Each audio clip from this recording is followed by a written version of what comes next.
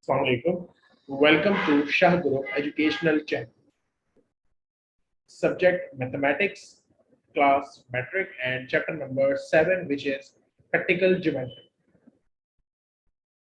बच्चों सबसे पहला एमसीक्यू हमारे पास लिखा है straight line which bisect the side of a triangle and is also perpendicular to the side is called dash of the side. एक ऐसी लाइन, एक ऐसी स्ट्रेट लाइन जो ट्रायंगल की एक साइड को बाइसेक्ट भी करे और साथ साथ उसके परपेंडिकुलर भी हो, तो उसे क्या कहा जाता है?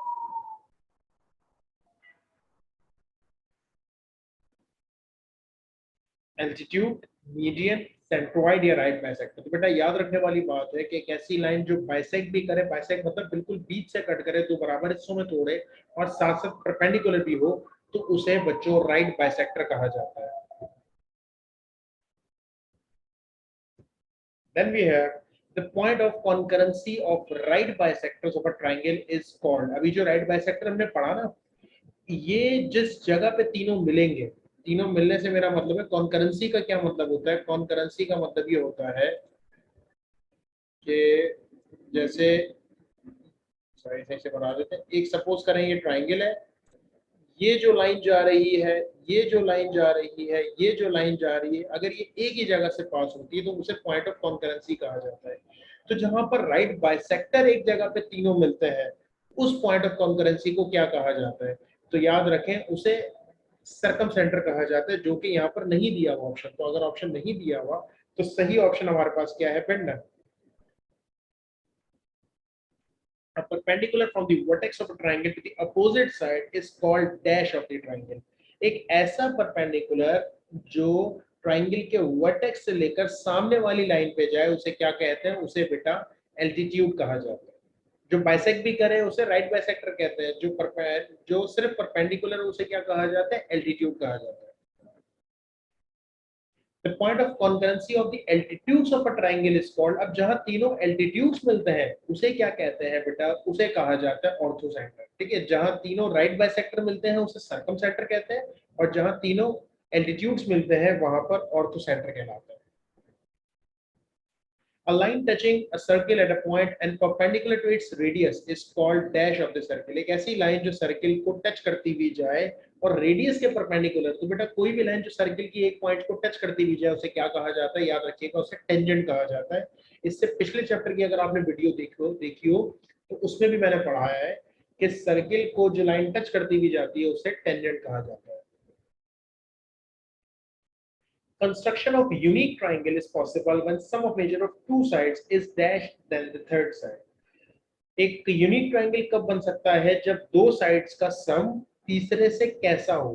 तो वही अगेन बात की, अगर आपने इससे पिछली वीडियो देखी हो तो उसमें ये बात हमने बहुत डिटेल में पढ़ी है कि वो ग्रेटर कहलाता है. यानी दो साइड का सम हमेशा तीसरी साइड के ग्रेटर देन होता है तो ही ट्रायंगल बनेगा, वरना ट्रायंगल नहीं बन सकता. सिर्फ एक राइट एंगल ट्रायंगल में ऐसा नहीं होता, लेकिन उसका केस डिफरेंट है. नॉर्मली क्या होता है? दो साइड का सम तीसरी साइड से ज्यादा ही होता है. शाहजी कॉलेजिएट ला रहा है आपके मुस्तकबिल को बेहतर बनाने का एक सुनहरी मौका. हर साल की तरह इस साल भी नहम तब 12वीं जमात के ग्रैंड टेस्ट का इनेकाद किया जा रहा है. स्टूडेंट्स की कामयाबी को यकीनी बनाने के लिए मारूफ असातिज़ा और माहिर तालीम सर तौसीफ शाह की ज़ेर निगरानी में तैयार करता एक ग्रैंड टेस्ट किट फ्राहम की जाएगी, जिसमें मौजूद हैं बोर्ड की बताई हुई स्कीम के मुताबिक मॉडल पेपर्स और तमाम मज़ाबीन के गेस्ट पेपर्स और एमसीक्यूज. याद रहे स्टूडेंट्स, शाहजी कॉलेजिएट का ग्रैंड टेस्ट बोर्ड के एग्जाम से पहले आपके रिजल्ट को बेहतर बनाने का एक सुनहरी मौका है. तो फिर आएं शाहजी कॉलेजिएट के साथ अपने रिजल्ट को मजीद बेहतर बनाएं. रजिस्ट्रेशन के लिए अपनी करीबी शाहजी कॉलेजिएट ब्रांच से राब्ता करें.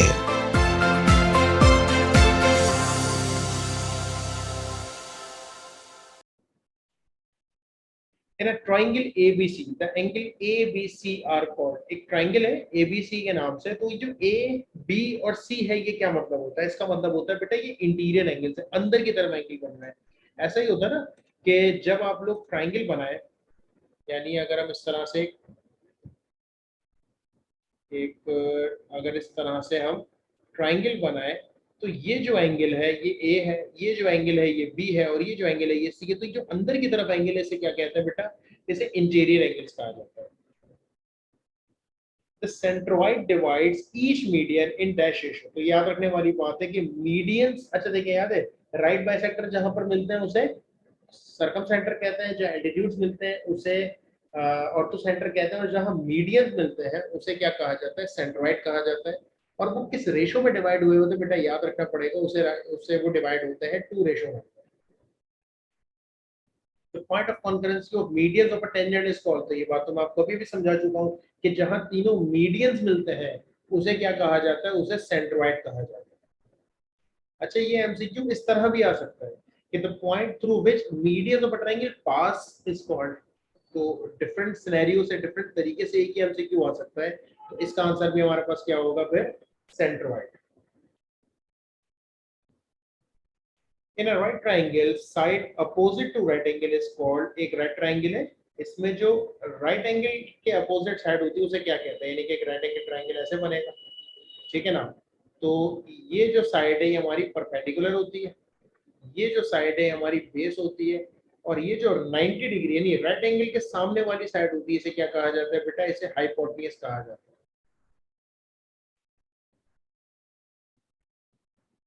A tangent is always dash to the radius of a circle।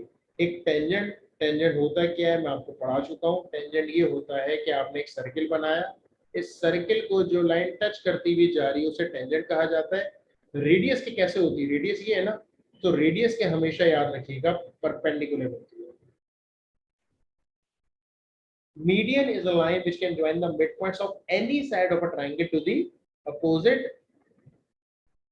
ये आपका ट्रायंगल मीडियन मिड पॉइंट से लेके चलती है सामने इसको जोड़ती है, तो इसे क्या कहते हैं, इसे कहा जाता है बच्चों vertex.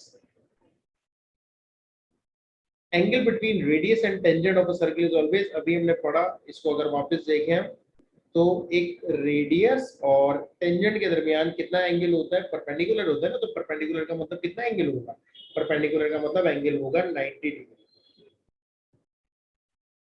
Dash tangents can be drawn from a point, एक सर्किल के किसी भी एक पॉइंट से हम कितने टेंजेंट बना सकते हैं, तो बेटा उससे एक ही टेंजेंट बन सकता है, एक से ज्यादा नहीं बन सकता।